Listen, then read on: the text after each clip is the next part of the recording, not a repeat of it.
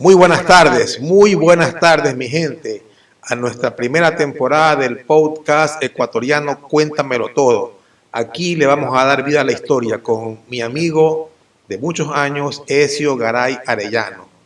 ¿Quién es Ezio Garay Arellano? Nieto de Aciclo Garay, ex alcalde de Guayaquil, allá por los años 1920, Ezio, ¿verdad? Del año 39, 38-39. Hijo de Guido Garay Vargas Machuca, el primer folclorista ecuatoriano, que en realidad le dio vida a la música montuvia, le dio ese espíritu que le faltaba al guayaquileño, ¿o no es así, Ezio? No, en realidad así es.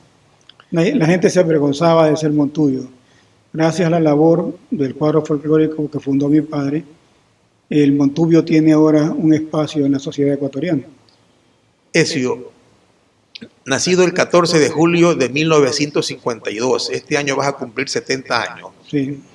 Y cuéntame de ese niño que nace en cuna de oro, pues, ¿no? Y cuéntame de Ezio. ¿Quién es Ezio? Bueno, yo no nací en cuna de oro porque mi padre era un músico, un artista. No éramos una familia rica, sino una familia de clase media. Mi madre una mujer de su hogar, que también como papá era cantante de ópera y era mezzosoprano de la coral de Angelo Negri, que lo conoció a papá porque él fue a cantar pues, a esa coral cuando vino este director italiano. Y mi tío Bolívar pues era maestro de pianista que los acompañaba a estos señores tenores en los ensayos. ¿Y ese niño Ezio de 5 años, a qué jugaba? Bueno, jugaba los juegos que tienen que juegan todos los niños, que el carrito, los juguetes que nos daban para Navidad. Jugábamos carnaval, que tirábamos globos por la ventana cuando era carnaval. ¿Y qué escuchaba? ¿Qué música escuchaba? Se escuchaba toda clase de música y sobre todo ópera, que es lo que mi papá escuchaba en un tocadisco que teníamos en el tiempo de la pera. Todas las óperas pues de Verdi, todo lo que es la producción italiana, más las alemanas que eran las más... ¿Y ese piano que estaba en tu casa? El piano ese era de mi tío Bolívar, el uno, y después mi papá compró otro piano para él. Entonces hubieron 2 pianos que querían que aprendamos música. Decía mi tío Bolívar, que era profesor de piano, nos daba una Coca-Cola y un sándwich para que aprendiésemos a tocar. Nosotros nos comíamos el sándwich y la Coca-Cola, aprendíamos con el Cerny y esos libros de los primeros inicios para aprender a tocar. O teníamos 5, 6, 7 años, pero ninguno salimos pianistas. Ninguno salió pianista, pero Ezio a los 10 años se topa con Shakespeare.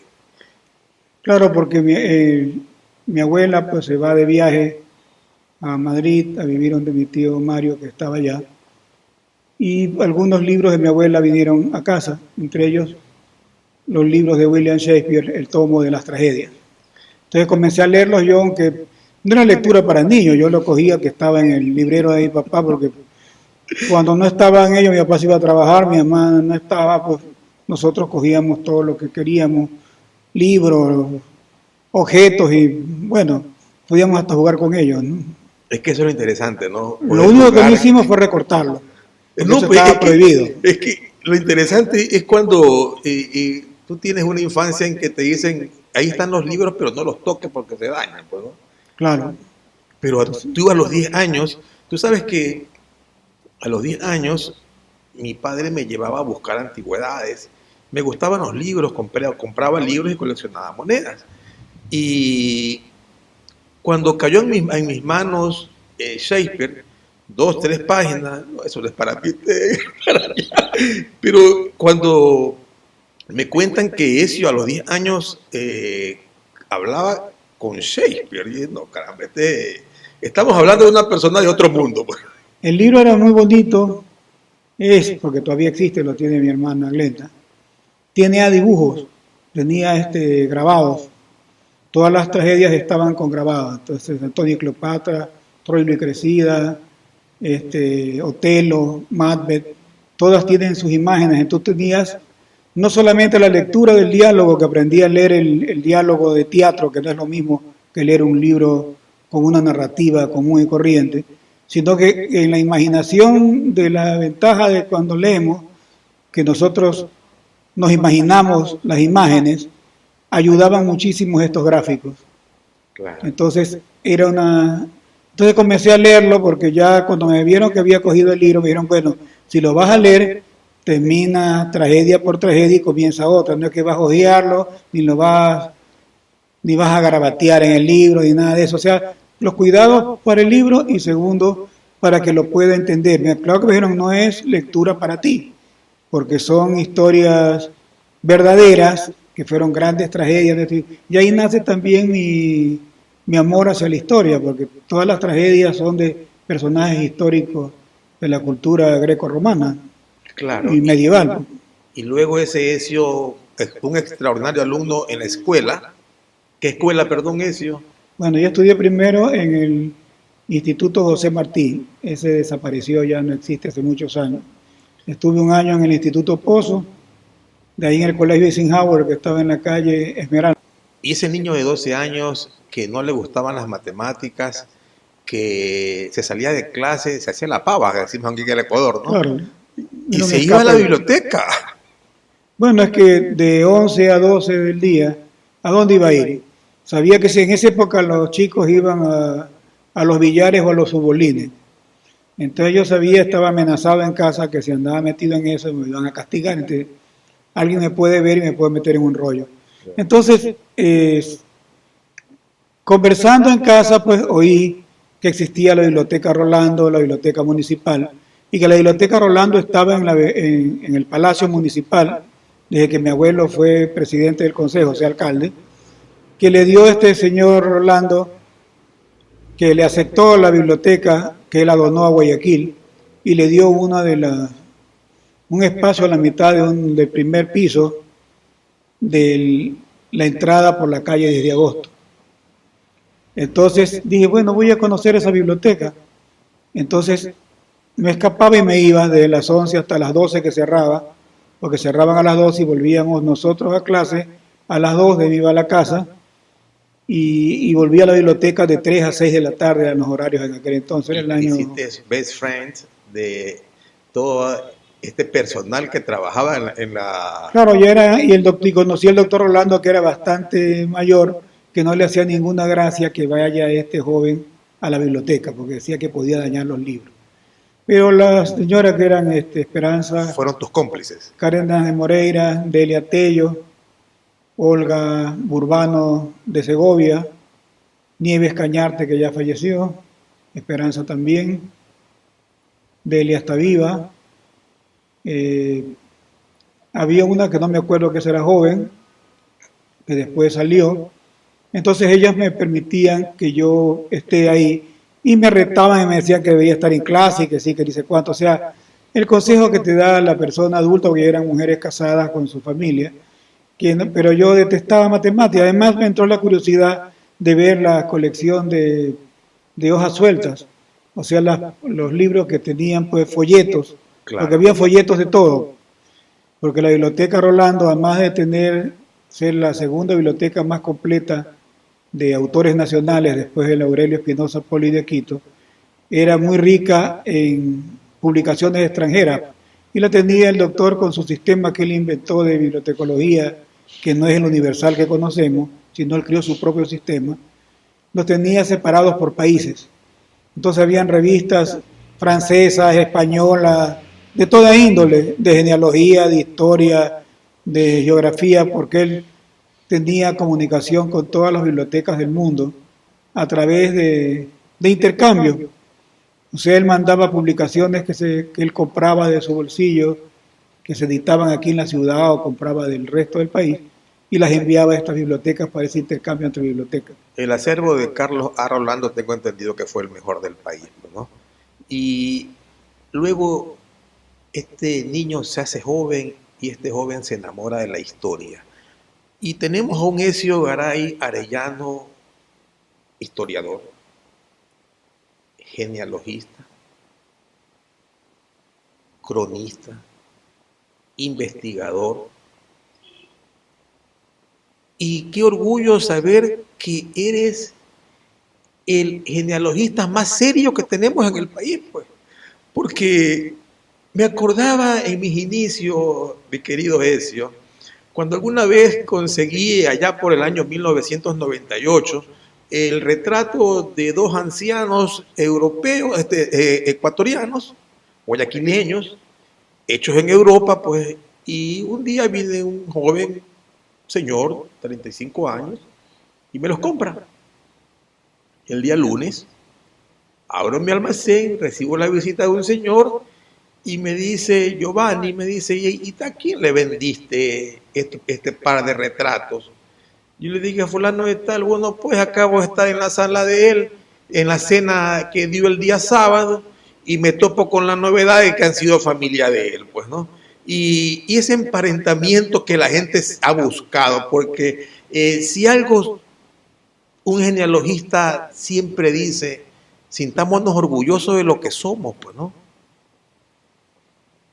Y esa seriedad que tú tienes, ¿te has topado alguna vez con alguien que quieren que los emparentes?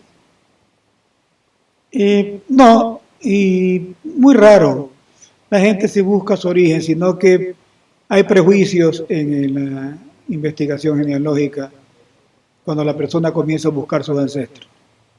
Hay prejuicios étnicos, económicos, nadie dice la realidad económica en la que estas familias han surgido o han progresado o declinaron, ¿no?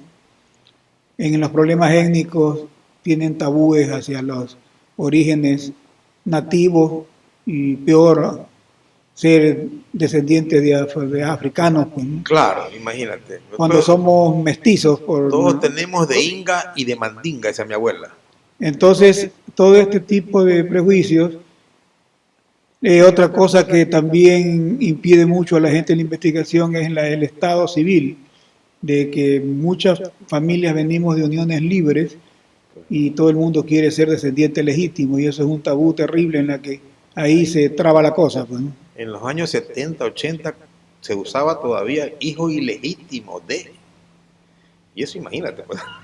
Claro, pues el Congreso Nacional de esa época pues igualó a todos los hijos, porque se llamaba también hijo natural, claro, cuando los hijos son por naturaleza, son hijos. Claro. O sea, nuestro nacimiento es natural porque procedimos de un hombre y de una mujer. Claro. Eso de que es ilegal o no ilegal, bueno, ahí sí cabe el término de ilegítimo o no legítimo, porque el matrimonio es un contrato matrimonial, es un convenio en el cual una pareja se une para formar una familia dentro de la sociedad civil, y en el matrimonio religioso es una obligación de unirse por el dogma cristiano o de cualquier otra religión en la que se une una pareja para procrear y tener su familia dentro de los parámetros morales y sociales de ese núcleo, de ese conglomerado, de esa ciudadanía, de esa sociedad, etcétera, ¿no? Y ese historiador, Ezio Garay, ¿de qué se enamoró en realidad? O sea, lo que más me gustó fue la genealogía, porque quería saber quién era la gente que hicieron todo lo que se ha hecho en Guayaquil. Y además de todas las cosas que Guayaquil tuvo, que prácticamente han desaparecido, porque nosotros hemos desaparecido en múltiples incendios, y el más grande fue el de 1896. Y hasta los años 70 todavía existían las casas antiguas del siglo antepasado que no se quemaron en el incendio grande en la calle Villamil, lo que es la bahía, pues estaban todavía, en los años 70 estaba la casa de las 100 ventanas, el portal de las Morán, que las fueron derruyendo y nacieron nuevos edificios, además que comenzó a instalarse los comerciantes de la bahía y se transformó en esa calle que será una cuadra y media, que era el antiguo barrio Villamil. Y ese historiador en sus andanzas en la biblioteca es que se enamora de la paleografía y se convierte en paleógrafo. Claro, porque había una colección también de documentos que había comprado el doctor Rolando en Quito, porque en Quito en el año 52, 53, sale el Hospital San Juan de Dios del Centro, que ahora es el museo de la ciudad. Una puntuación, explícanos qué es la paleografía. La paleografía es la ciencia que enseña la transcripción de los documentos de la escritura española de los siglos XV, XVI, XVII, XVIII y XIX, porque la escritura, el manuscrito, tiene diferentes formas de rasgos. Claro. Es una escritura encadenada. Encadenada, curvada. Entonces hay que aprender, porque siguen una línea curva, y hay que aprender a leerlo, primero de corrido, y después ir cortando las palabras para ver qué es el sentido que tiene. Y eso con los años y con la práctica y el deseo de saber qué dice, tú lo puedes aprender. Claro que quienes me enseñaron paleografía primero fue Pedro Robles, después Miguel Aspiazu, que descubrió la teoría de la fundación de Guayaquil en Santiago de Quito el 15 de agosto de 1534. Ellos fueron los que calificaban lo que yo transcribía, y fui a trabajar el año de 1985, me llevó a trabajar al Archivo Histórico del Guaya, don Julio Estrada y Casa, que fue el maestro final en paleografía, porque él le fascinaba porque yo leía rapidísimo y decía que por qué leía tan rápido si yo no había aprendido, no había hecho un curso en España. Le digo, porque tengo la curiosidad y quiero saber qué dice. Y en el Archivo del Guaya, pues la mayoría de los documentos pues son manuscritos, que eran las antiguas notarías. Y esa historia, ese historiador guayaquileño, ¿qué es lo que más le gusta de este Guayaquil? Hablamos de ese Guayaquil que nace en 1534, allá junto a Santiago de Quito, pues, en la Sierra Centro, Riobamba, ¿verdad? Y va descendiendo hasta llegar al Cerrito Verde. Pero ¿de qué se enamora ese historiador? Bueno, me enamoro del río, que es nuestra arteria principal, de la ciudad, de la vida que tiene, la calidez de su gente, la alegría que tiene la gente aquí en Guayaquil, la gente muy sincera. Franca, ¿no? Franca, sincera, alegre. Aunque ahora tenemos un poco de cosas que nos están encerrando. Bueno, imagínate que dentro de las cosas curiosas, 1880, 90, ese Guayaquil tenía 40.000 habitantes. Hoy somos 3,5 millones, 3,300,000. En 1534 éramos nada. Cuando esta gente desciende al Cerrito Verde, se topa con un pueblo aborigen. Son los chonos, ¿verdad? Sí, la cultura es chona según los arqueólogos. Ya. ¿Y ese chono qué es en realidad? El chono es un nativo propio de nuestra cuenca del Guaya. Vive de la pesca en el río. Come pues maíz, plátano, otro tipo de fruta. Es muy guerrero, es muy aguerrido. Y dicen que eran caníbales también en el fondo. Claro. Yo sí lo creo.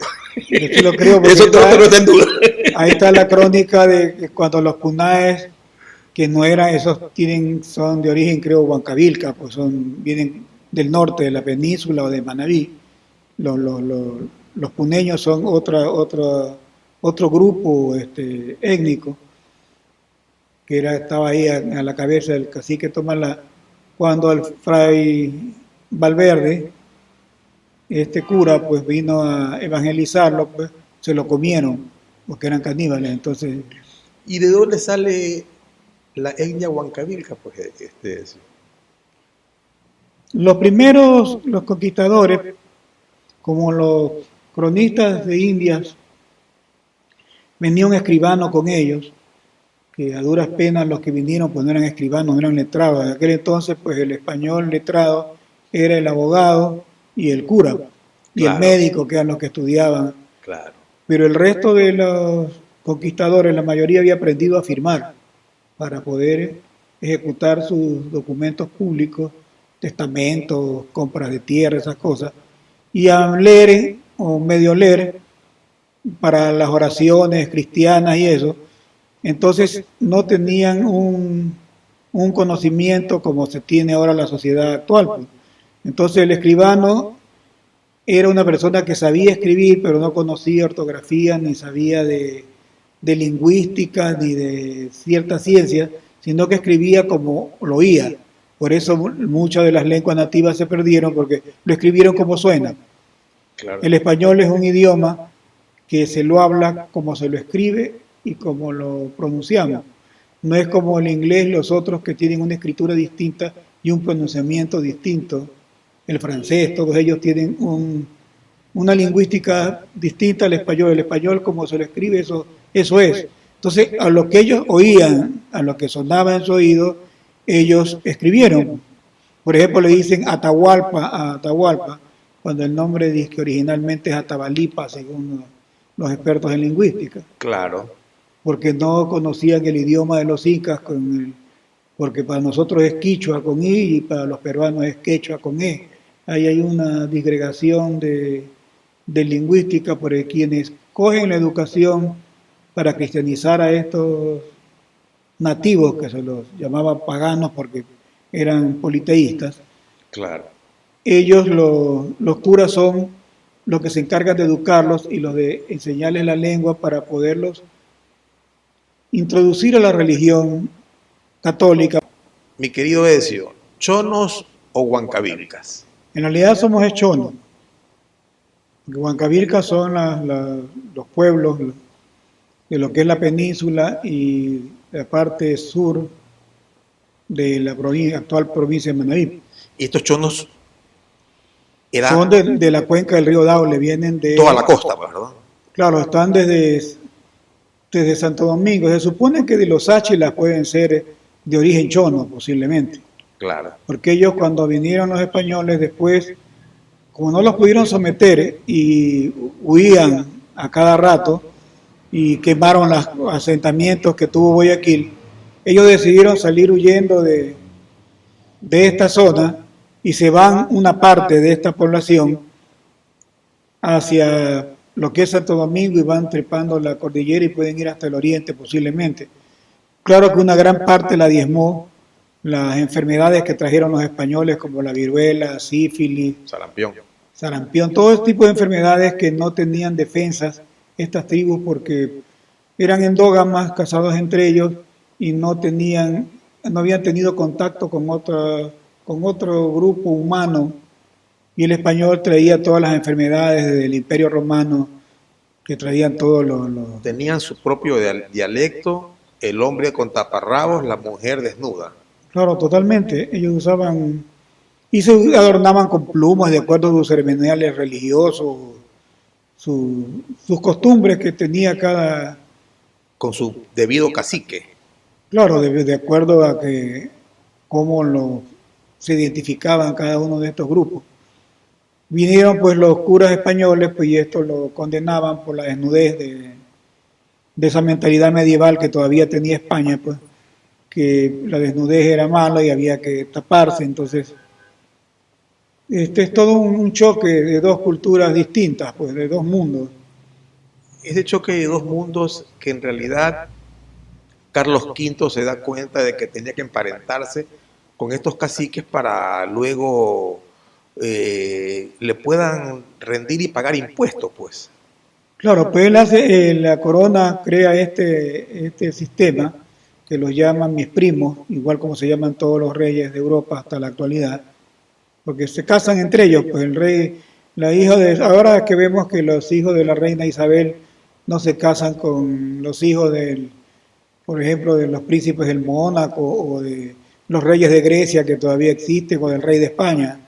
Ya el mundo cambió, pero aquel entonces se casaban entre hijos de los diferentes reinos y así se conformaba pues los reyes, que eran el sistema monárquico que tenía el mundo europeo de aquel entonces. Y así también se sostenía la monarquía, pues. Claro, entonces ellos al traspolar esa nobleza al cacique, que lo eleva pues a señores, al rango de príncipe o grandes duques de estas etnias, los nombra señores principales y caciques.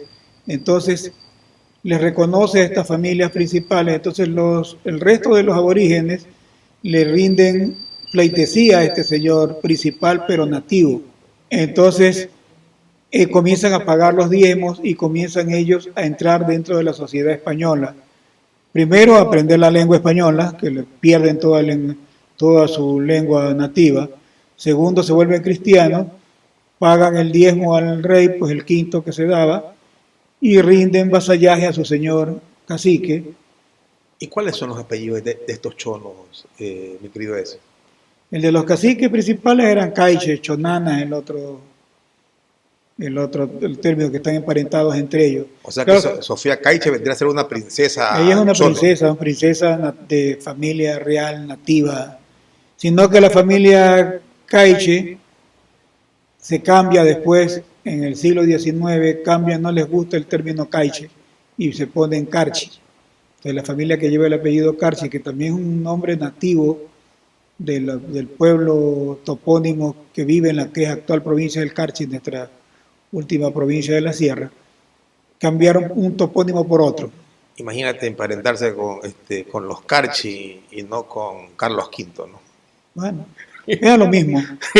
Para la sociedad de aquí, de la sociedad colonial, eso era, estaban al mismo nivel. Entonces, es como que costumbre cambiarse el apellido, ¿no? En ciertas áreas, en ciertas partes, se les ponen la S, le cambian la Z o lo afrancesan. Me contaban en la época de las dictaduras un general Almiorrich que en realidad era morocho y así. Uso Borosh. Pero esa es la historia buena de nuestro país, pues, ¿no? Pero continuemos con ese Guayaquil histórico con el nombre de una persona, Aciclo Garay. Hasta donde sé, es el único barrio que lleva el nombre de una persona, el barrio Garay. Cuéntame esa historia, por favor, Ezio. Bueno, mi abuelo Acisclo Garay era alcalde de la ciudad el año de 1938-39. El consejo de aquel entonces decidió urbanizar la antigua Quinta Pareja, que era la calle Córdoba al este, al norte la calle Julián Coronel, al sur la calle Luis Urdaneta y al oeste la calle Lorenzo de Garaycoa, antes Santa Elena. En ese barrio no existían manzanas ni nada, sino que ahí vivía mucha gente. Era como un suburbio aislado con una gran cerca de zinc que la rodeaba. Lo único que había comprado en aquel entonces el terreno era el doctor Abel Gilbert para la clínica Guayaquil y estaba al frente en Tomás Martínez, la Quinta Piedad de la familia Leví.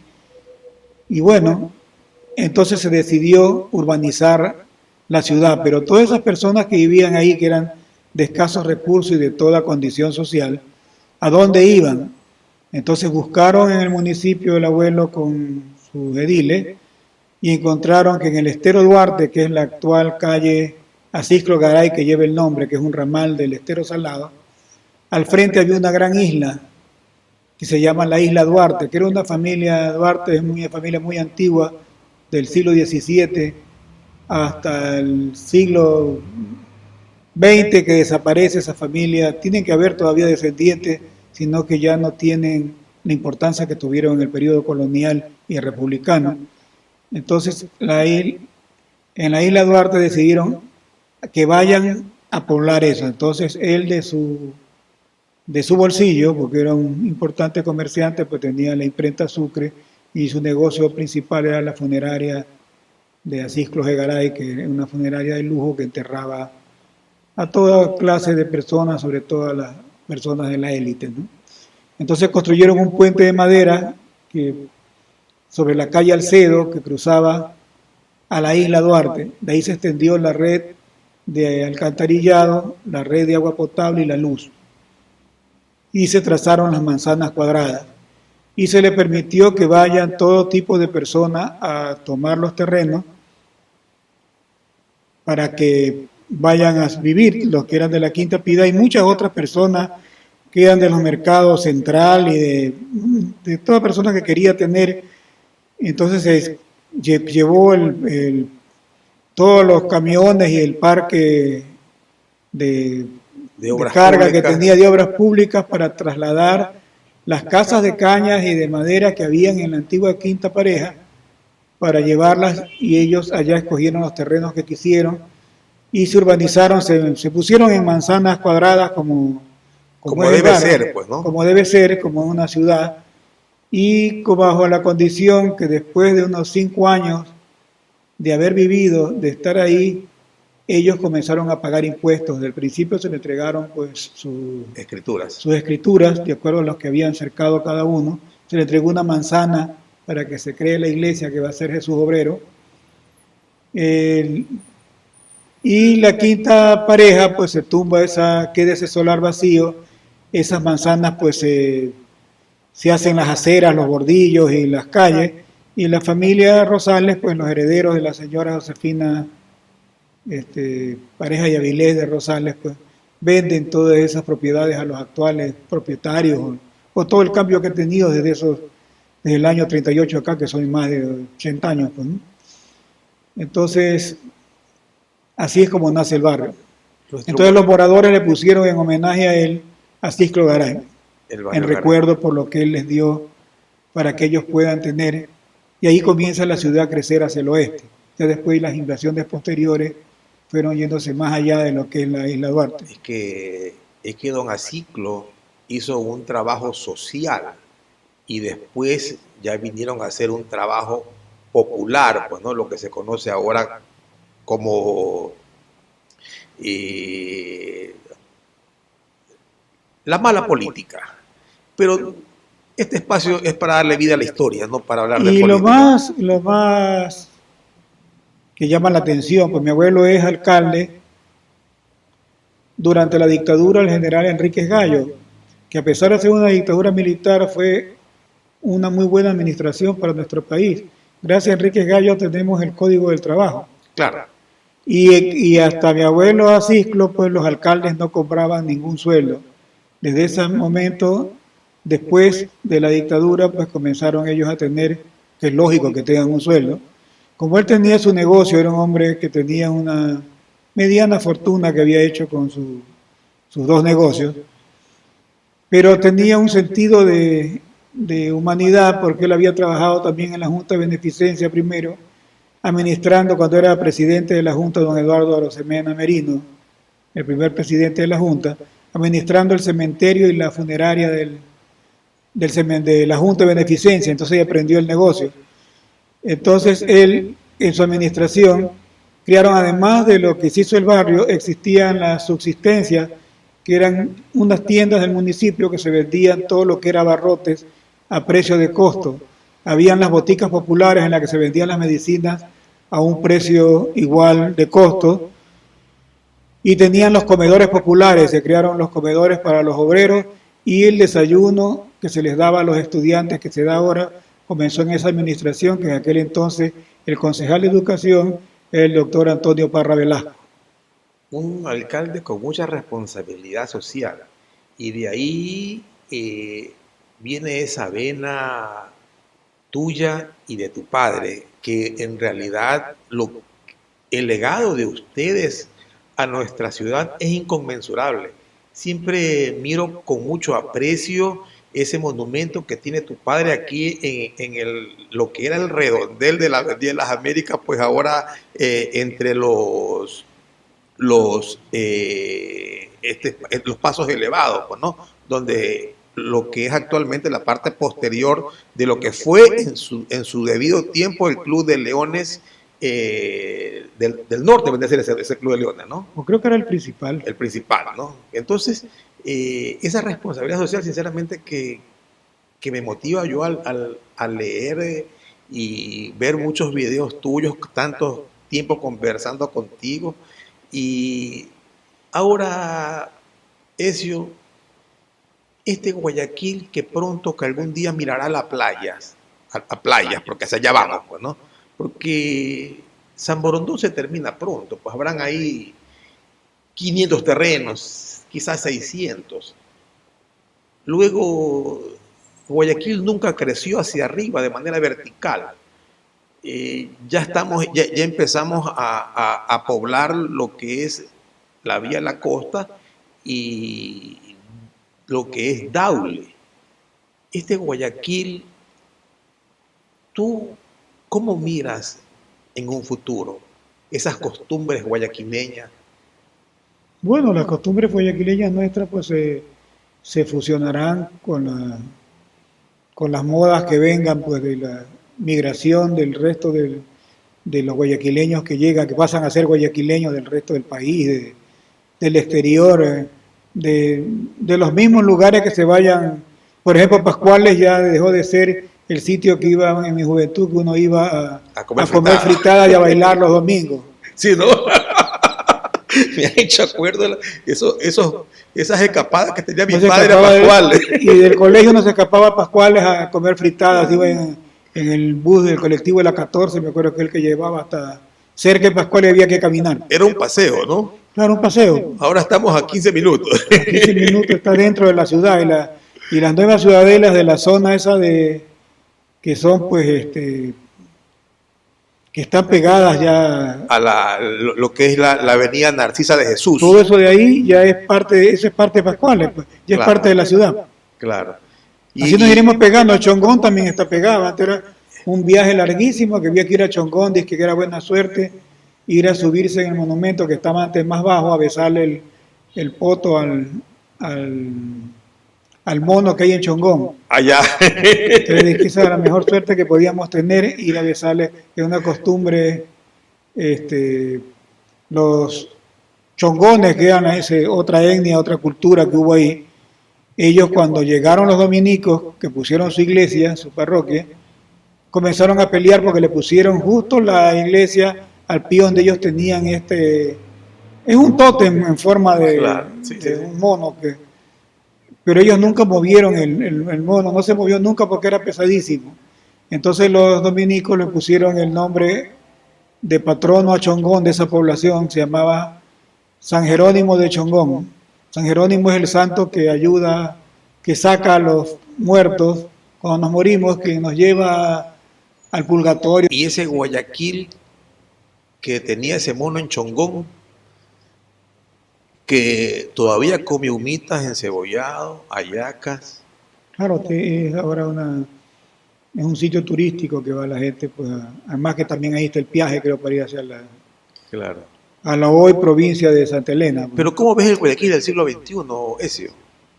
¿Hacia dónde va una Guayaquil? Una ciudad cosmopolita, grande como Lima, que tendremos mucho, ojalá tengamos algunos municipios y haya cada vez mayor progreso. ¿Tú le apuntas a eso, Ezio, de que debemos dividirnos en algunos municipios o convertirnos en un distrito metropolitano? Deberíamos transformarnos en un distrito metropolitano para que así entre incluso lo que es San Borondón ahora, que nos separa el puente, porque pasamos la puntilla y estamos allá en San Borondón, cuando por el puente estamos pegados a la ciudad. Pues. ¿Tú le apuestas al Gran Guayaquil? Claro.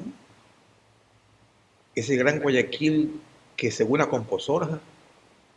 Que se una con Posorja, donde estará el puerto de aguas profundas, con mejor clima, porque si nosotros hubiésemos crecido, en vez de irnos al norte, o sea, adentro del río Guayas hacia arriba, hubiéramos, en vez de ser camoraneras, todo eso se hubieran hecho ciudadelas en esas islas con puentes levadizos, seríamos como Miami.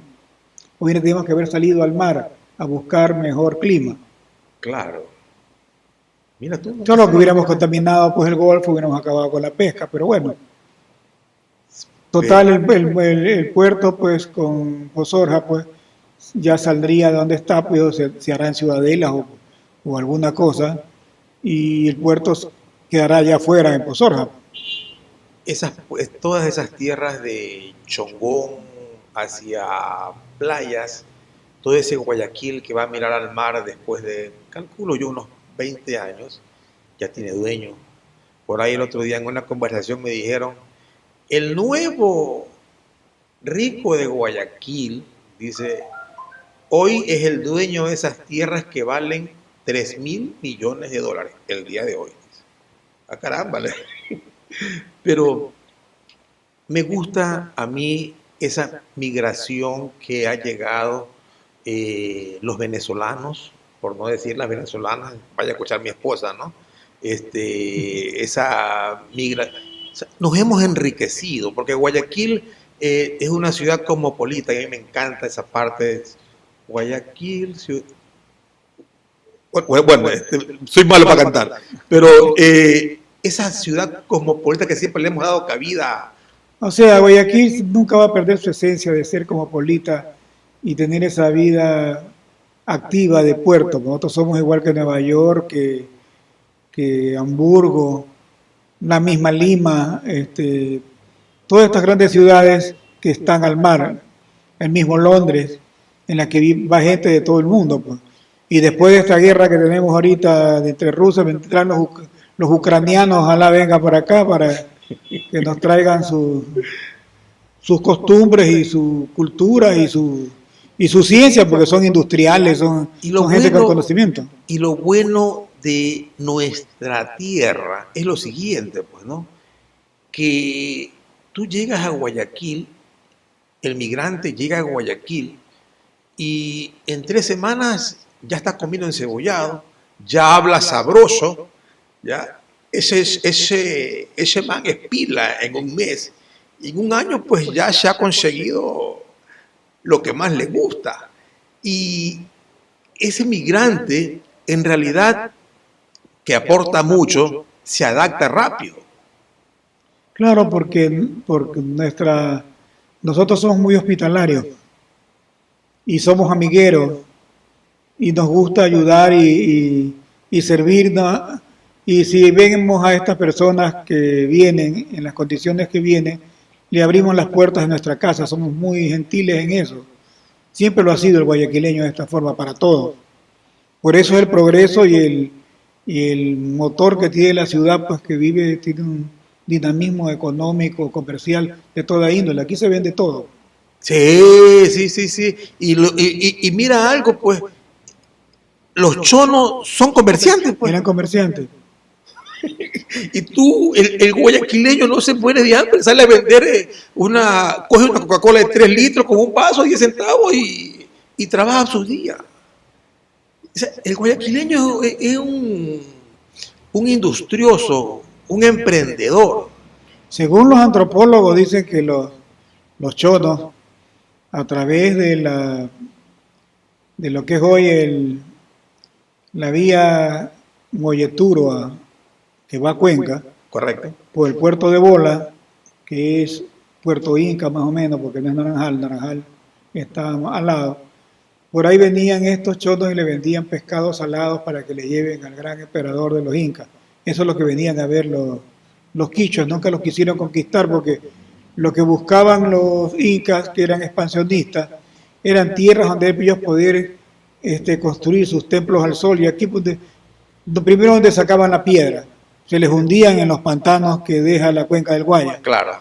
Pero preferían intercambiar productos y venían a ver la sal también para Claro. Les vendían sal, les vendían pescado salado, ciertas frutas y bueno, aves, las plumas para que ellos engalanen sus trajes, en fin. Lo hermoso de esto también es de que cuando Guayaquil se enriquece de el francés que viaja lo que vulgarmente se conoce el gran cacao, y voy a decir esto con humildad de rigor. Lo que me gusta de Guayaquil tiene un estilo propio, pues, el estilo Guayaquil antiguo, del cual estaban amobladas nuestras casas, pues. Y aquí, que ese estilo Guayaquil antiguo es la mezcla del Art Nouveau con el Art Deco, que fusionó. Se fusiona aquí. Que ese estilo no existe en otra parte. En otra parte, claro. Entonces ese es el guayaquileño. Claro, porque como llegaban aquí las cosas tardíamente, porque la comunicación, la Primera Guerra Mundial, la Guerra Franco-Prusiana a finales del siglo XIX, todo este tipo de cosas, hicieron que las cosas lleguen tardíamente. Entonces todos estos estilos, entre el Art Nouveau, el Art Deco, se comenzaron a mezclar. Y de esa fusión nace nuestro propio estilo. Nuestro propio estilo, porque nosotros vemos estos muebles que todavía se conservan, que es una mezcla de Art Nouveau con Art Deco, por ejemplo. Porque ya estamos en los 30, pero siguen con el Nouveau. Claro. O siguen con el de la Belle Époque. Claro. En fin, hay una mezcla. Pero con estilo propio. Con estilo propio y trabajos tallados en madera, porque había en aquel entonces otra profesión con que se ha perdido. Con nuestra propia madera, el laurel Pietro. y se está perdiendo pues la carpintería propia nuestra Claro. que ya no produce eso. Y ese guayaquileño sigue siendo comerciante. Mira, mira el caso de las colas, las gaseosas. Aquí en Guayaquil, para 1910, habían no menos de 20 fábricas de gaseosas.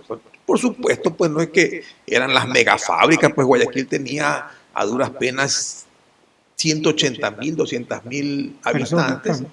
Ya, pero ahí en tu casa, en tu barrio de Luque y Esmeralda, estaba la fábrica de Cola Fox, Ahí toda la Fox.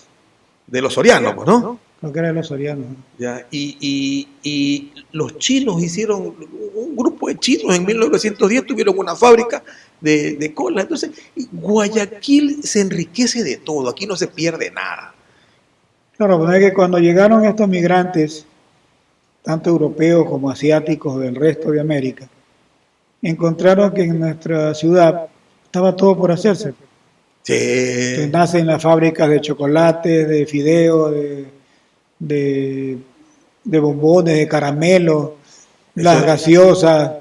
y vienen Comienza la industrialización a pequeña escala, pero tenemos una gran industrialización, que con el vienen, tiempo unas crecen y otras fenecen porque van viniendo los cambios foráneos, van viniendo las importaciones, porque también nunca dejamos de importar. claro, Seguimos importando. Ahorita China es el gran proveedor de todo el mercado de toda índole, que también eso ha mermado nuestras antiguas trabajos artesanales de carpintería, porque nos llegan muebles chinos con aglomerados y con que salen mucho más baratos que mandar a hacer con un carpintero nuestro con las maderas. ya. Y entonces, Ezio, estamos con ese Guayaquil industrioso que miró para todos lados, que no ha decaído, que le sigue dando hospitalidad a todo el mundo, que viaja, que sueña.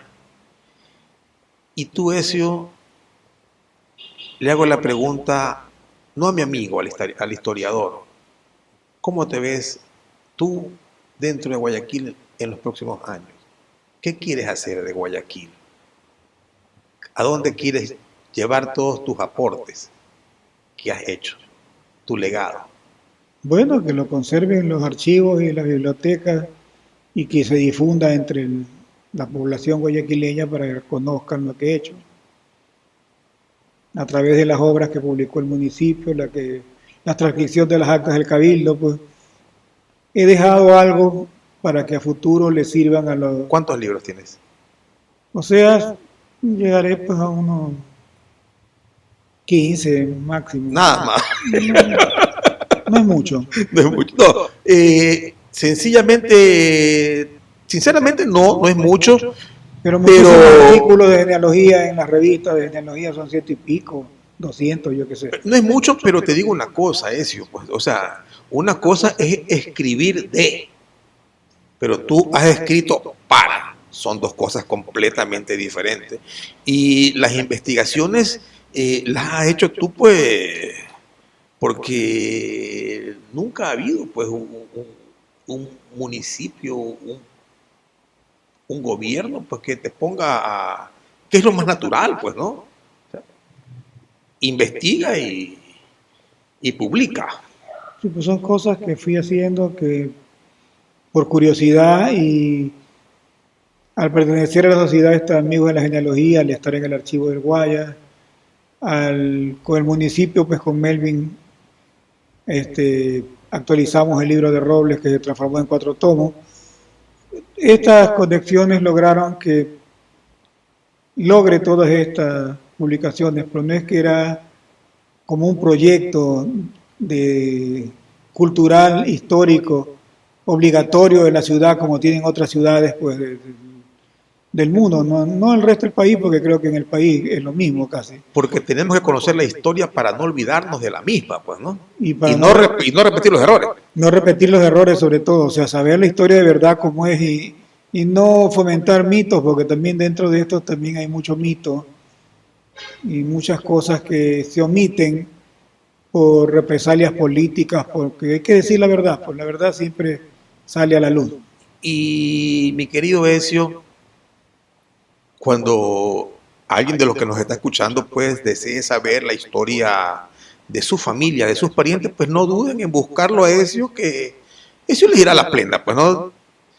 Sí, si yo tengo la información, encantado, si no, los guiaré donde pueden comenzar a buscar, porque tampoco tengo todo. He logrado adquirir un gran archivo de información, pero no es de toda la población, porque comenzando que la mayoría de la gente que vive en Guayaquil, sus orígenes no están dentro de la ciudad. Entonces, Claro.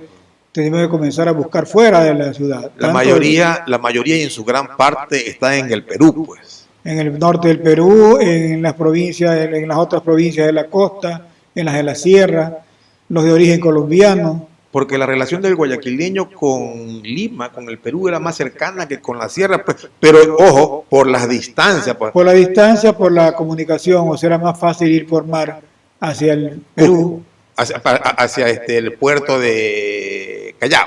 al Callao, Día y medio en lancha, en canoa. en lo que sea, en balandra, en Seis fragata, en lo que seis sea. días al lomo de mula a la sierra. ¿No? Y a la sierra iba solamente del mes de junio al mes de diciembre. De diciembre a mayo tú no podías subir la montaña ni bajar nadie por las lluvias y los deslaves que vemos todos los días ahora en las carreteras. Claro. Está cerrado 20 días, carretera Molleturo-Cuenca, cerrado al sur Loja, la carretera que entra para una rama pues va para Cariamanga, en la que tiene que coger otros desvíos porque se vienen los cerros. Eso toda la vida fue que con las lluvias venían los derrumbos que dicen los señores de la sierra.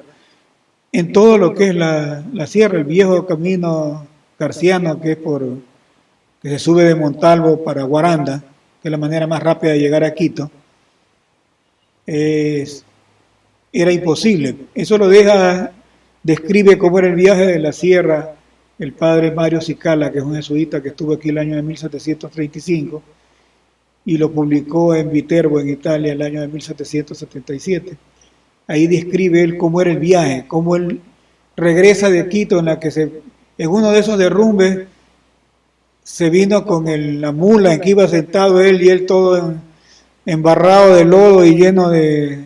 Así estuvo 5 o 6 días con esa misma ropa y con todo el lodo hasta que llegó a la población de Montalvo, que es ahora Montalvo, Claro. que se llamaba Temembela, era el último punto del recorrido por el río Babahoyo, pues el río Grande, hasta después llegar a Bodegas, que era Babahoyo, en la que ahí pudo bañarse y sacarse toda esa ropa. Claro. Eso fue hasta la construcción del ferrocarril.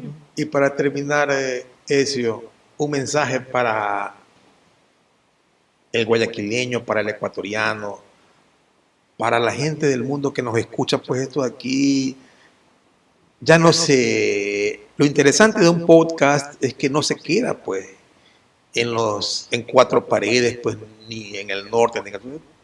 Nos van a ver mucha gente.